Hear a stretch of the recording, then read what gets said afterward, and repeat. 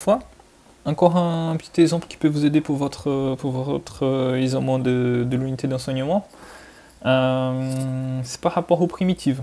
Donc ici, si on a par exemple, si on sait que la dérivée de la fonction x qui dépend de t, donc ici on a une fonction x de t, on sait que c'était égal à alpha fois t.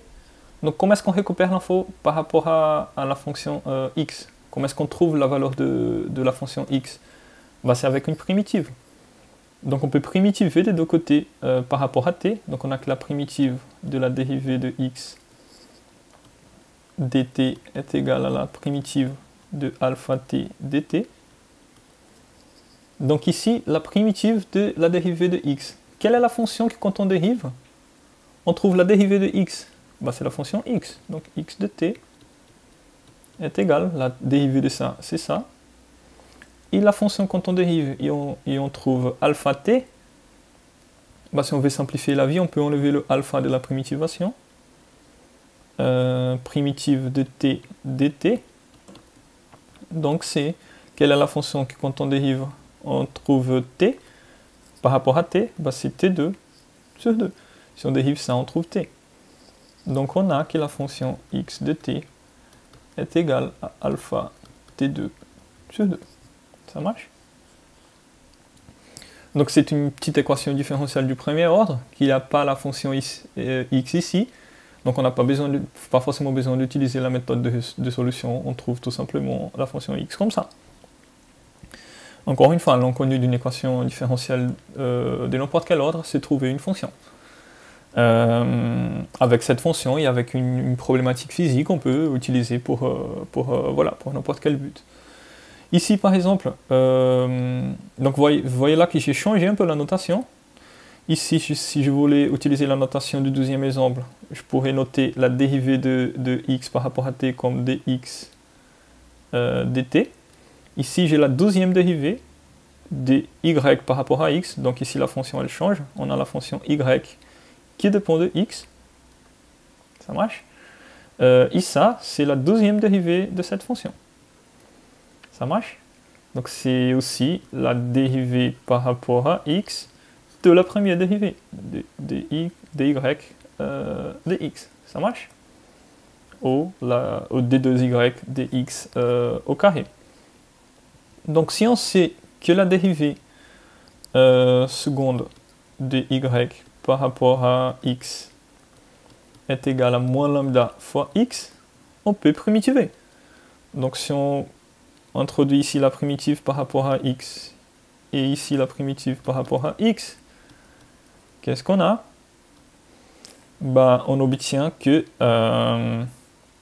c'est que la fonction qui, quand on dérive, on trouve la deuxième dérivée de y. Bah, c'est la première dérivée. Donc on trouvera dy dx égale à la primitive de moins lambda qui multiplie x. Donc le lambda, on peut enlever de la primitivation. La primitive de x, bah, c'est x2 sur 2, plus une constante k si vous voulez. On va oublier la constante k juste pour montrer la méthode pour le moment. Donc là, ici, si on a la dérivée de y égale à quelque chose, donc ça, là, si vous voulez, c'est y dérivée, et là, c'était y douzième dérivée. Ça marche? Ici, c'est égal. Donc ici, à cet état-là, on peut faire exactement la même chose. On peut primitiver. Donc on primitive ici par rapport à x. On primitive ici par rapport à x. Donc ici, quelle est la fonction que quand on dérive, on trouve la dérivée de y? Bah, c'est exactement y dx. Donc on enlève la constante encore une fois, moins lambda. Moins lambda sur 2, en fait. Et la primitive de x, x au carré, bah, c'est x3 sur 3. Donc on a que y de x, c'est moins lambda sur 6 qui multiplie x au cube. Encore une fois, on n'a pas mis la constante juste pour montrer la méthode. Ça marche? Donc voyez là qu'on a défait le processus de dérivée, on avait la deuxième dérivée, on a primitivé, on a obtenu la première dérivée. On a primitivé, on a obtenu la fonction elle-même. Ça marche?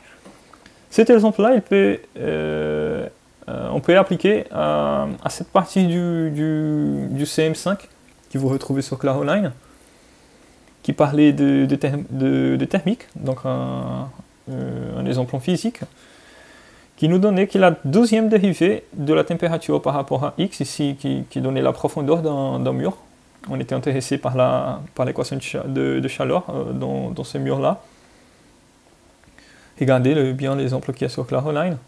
Donc on sait que la deuxième dérivée de la température par rapport à x, c'est une constante, moins q sur lambda. Donc si on prend cet exemple-là, donc on avait que la deuxième dérivée de la température par rapport à x était égale à moins lambda sur q. Moins q sur lambda, pardon.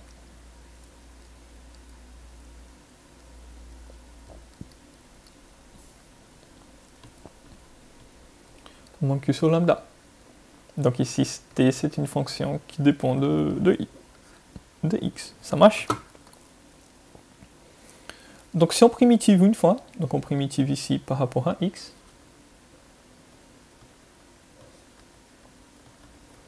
donc qu'est-ce qu'on retrouve? On retrouve la dérivée de t par rapport à x égale, quelle est la primitive de moins q sur lambda par rapport à x? Bah, si c'est une constante, bah, c'est cette constante fois x, plus une constante de dérivation. Si on dérive l'expression qu'elle a, on trouve justement l'expression qu'elle a, justement la constante qui multiplie le x. Ça marche? Qu'est-ce qu'on doit faire ici? Si on a la dérivée de t et on veut retrouver t, ben on dérive. On primitive, pardon. Donc on primitive ici par rapport à x, on primitive ici par rapport à x. Marche?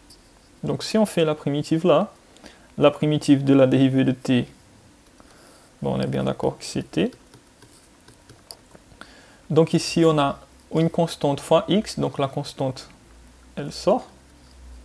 La primitive de x, c'est x au carré sur 2, plus la primitive d'une constante, ben c'est la constante fois x, plus une deuxième constante. Donc ici, je vais mettre plutôt K2 et ici K1.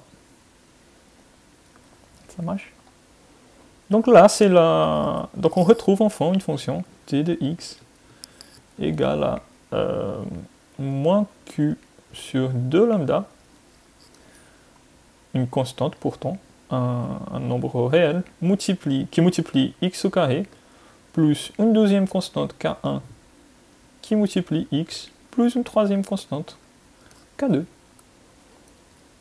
Donc, de la première formule physique qu'on avait, on avait tout simplement cette formule-là.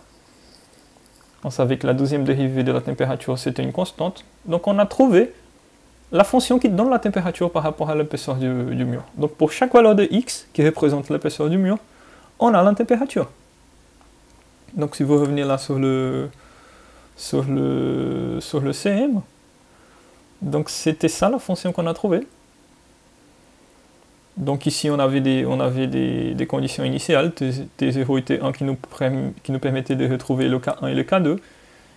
Donc avec ce calcul, vous pouvez revoir ce calcul-là, on trouve une fonction.